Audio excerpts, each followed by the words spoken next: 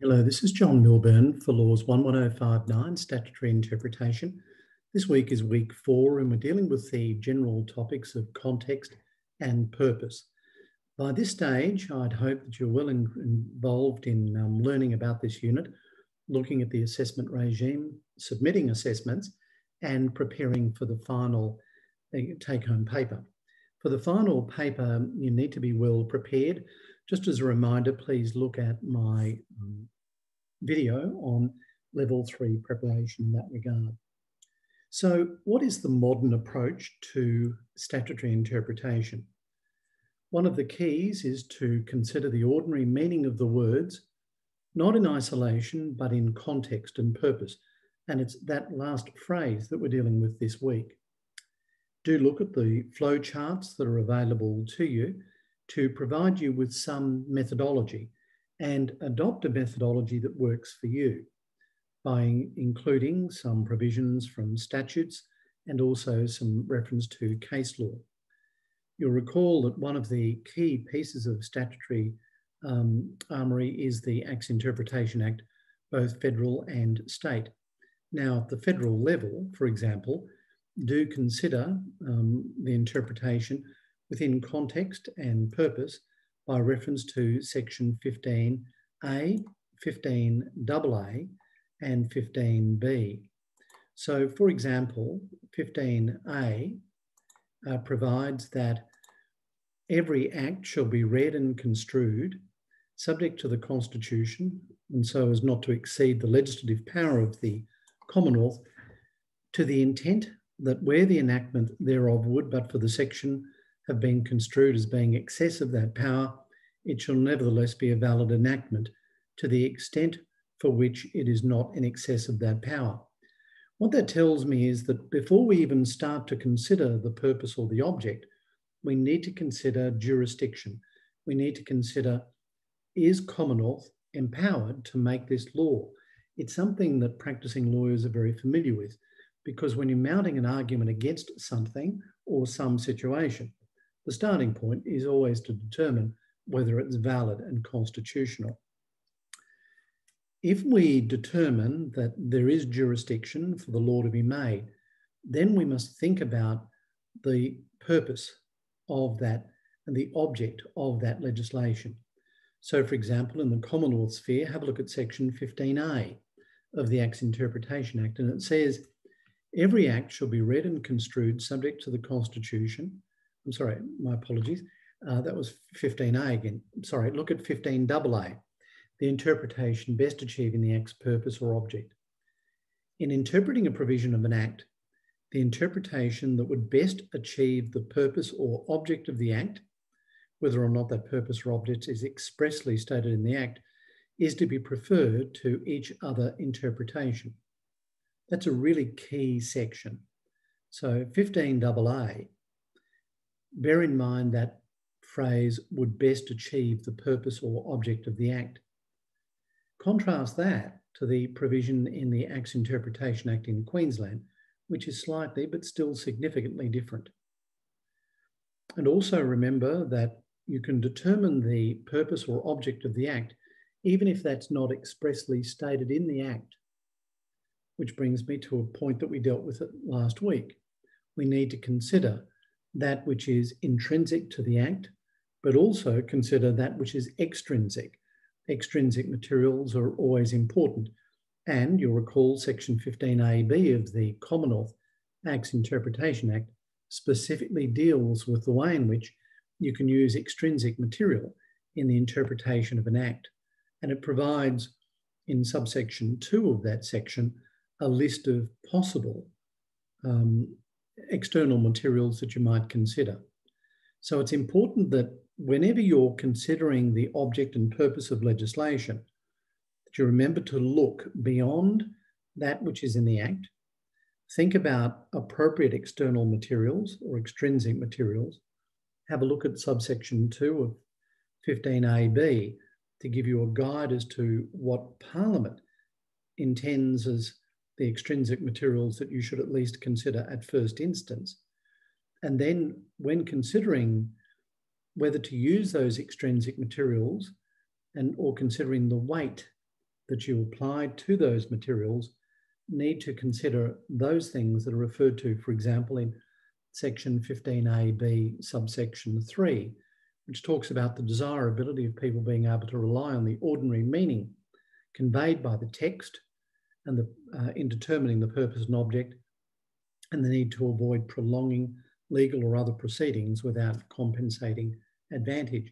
Now, that's a really important key point, because by now you're probably thinking, well, I need to interpret this legislation.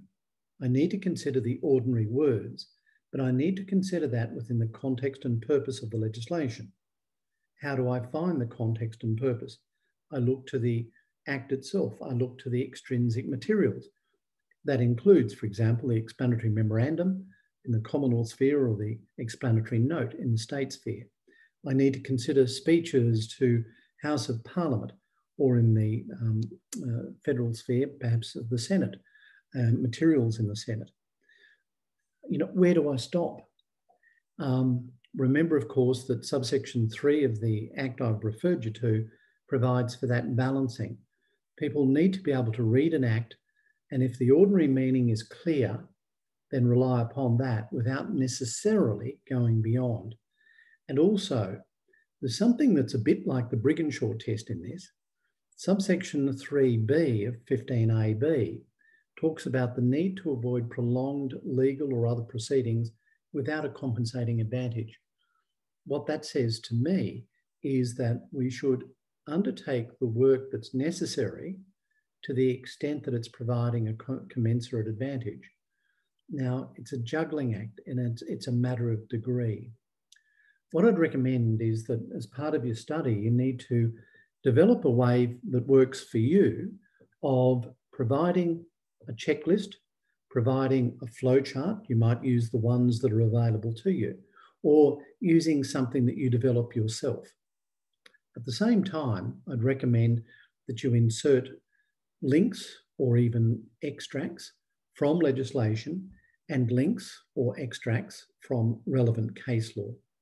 And if you're thinking about relevant case law, you might think about some of the lead cases, the Canterbury Bankstown case, Project Blue Sky, of course, Mills and Meeking, cases of that ilk are always worthwhile considering, and include them into your methodology for determining how you go about interpreting acts. So the context and the purpose is always important, but we need to do that against the background of the ordinary meaning of the Act. Now, in the Commonwealth, I've referred to what best achieves the outcome.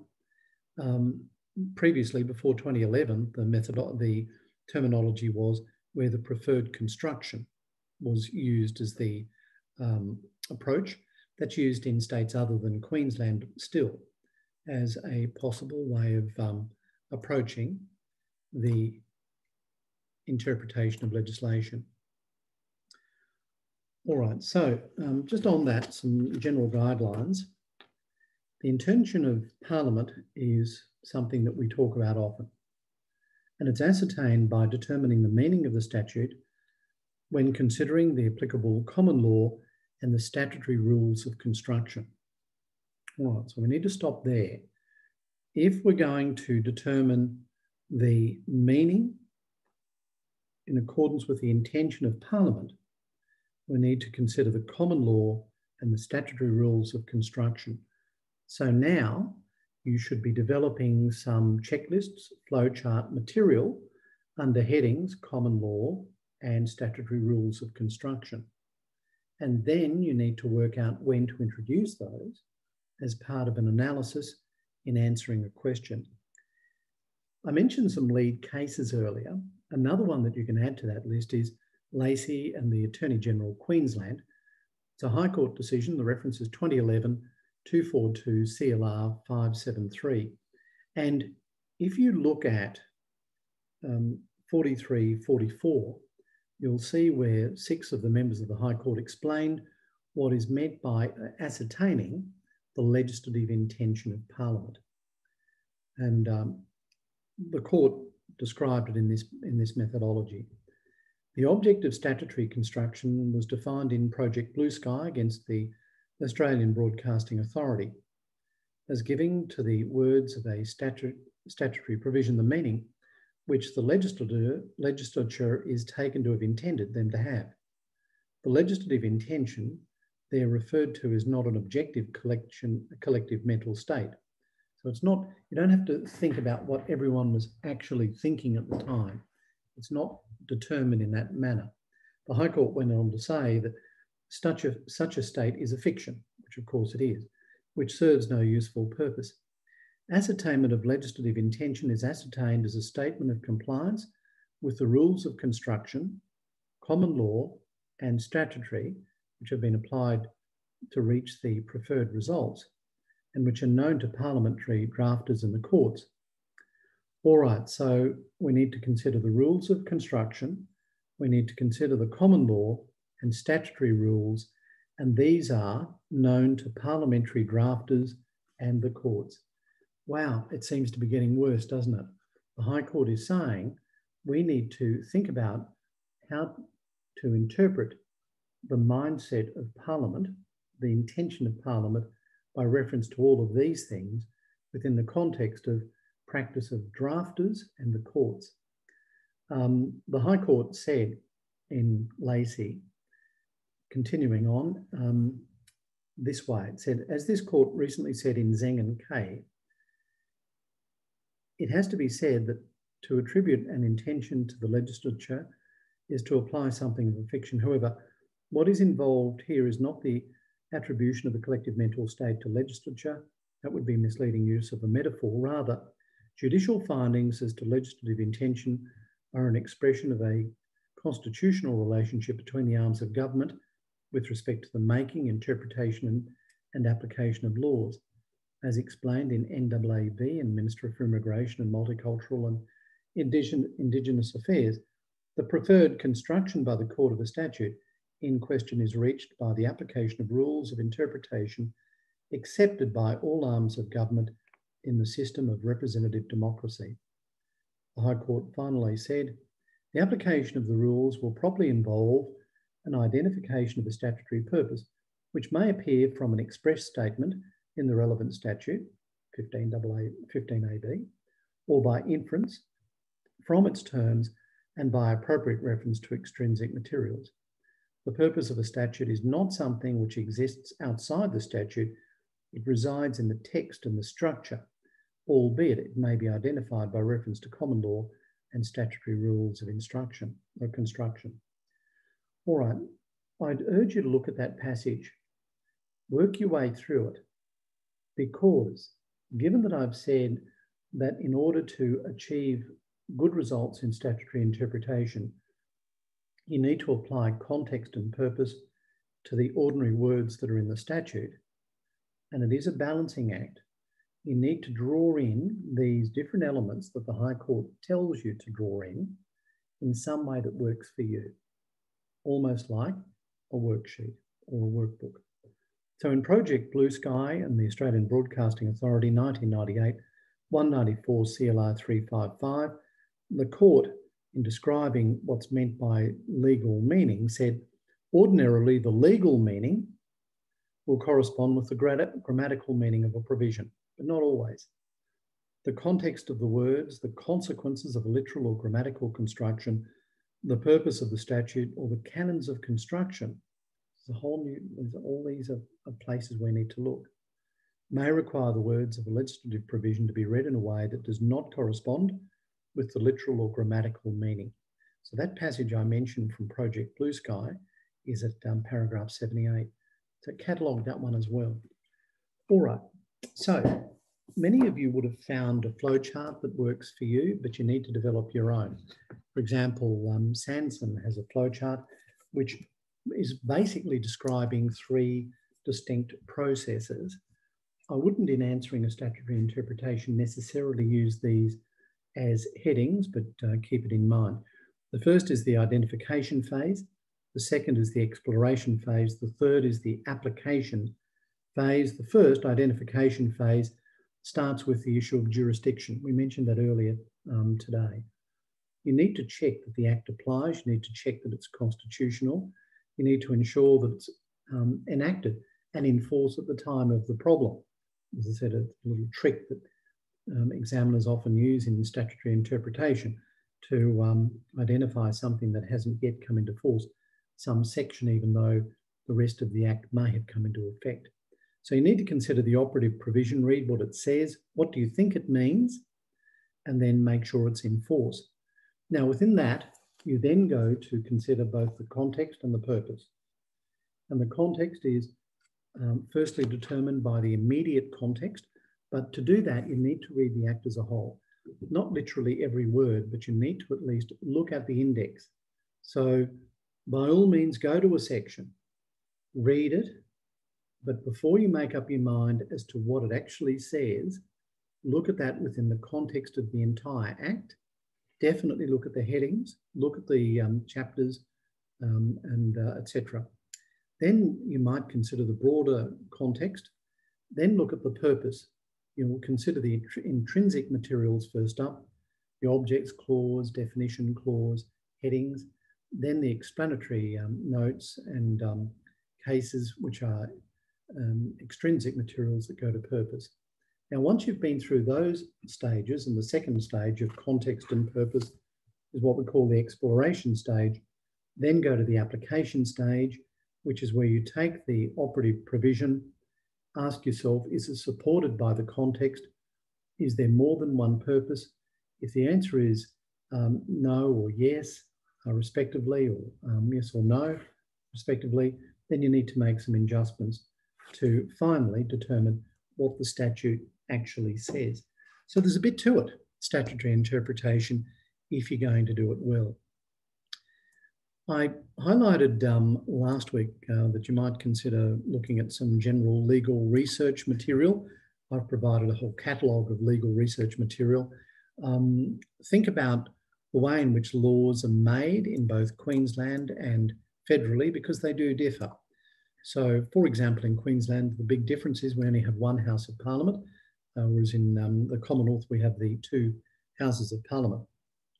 So in Queensland, the need for a law is identified and a bill is prepared. The Cabinet approves the bill, the government members then approve the bill, is the first, basically the step before the introduction of a bill to Parliament. Then it's introduced by way of a first reading where the Minister introduces it, explains what it's about, nominates a committee, and the committee considers the bill. They're required to do that within 6 months, prepare a report. So a committee report is always a valuable resource to get an idea of what this Act means in a broader context. Now, that then goes to the second reading. This is where the detail comes out, and the Minister delivers a speech outlining the reasons for the bill, providing for issues that have been raised in the committee report. The opposition raise issues regarding it, and there's a general discussion. The matter is considered in some detail, and it's then read for a third time, and it becomes law if it's passed by a majority, subject, of course, to royal assent, and the bill becomes an Act of Parliament once we've achieved royal assent. Now, royal assent in Queensland is that which is done by the Governor, by the Clerk of the Parliament for royal assent. And once all of those things are done, it becomes law. Now, in the Commonwealth level, it's a little different because we have typically the 3 readings through the House of Representatives in much the same form. Then we have 3 readings through the Senate in much the same form, but essentially we've got those 2 levels before it goes to the Governor-General for royal assent. So if you're uncertain about the way in which the mechanics operate for the introduction of laws, then you might want to do some additional research in that regard. All right, I'm just going to leave you with some summaries of what it is that we dealt with last week in particular in our material. And I just want to check that you're on top of the work that needs to be done in that regard. So I'll just give you a little quiz and see how you go.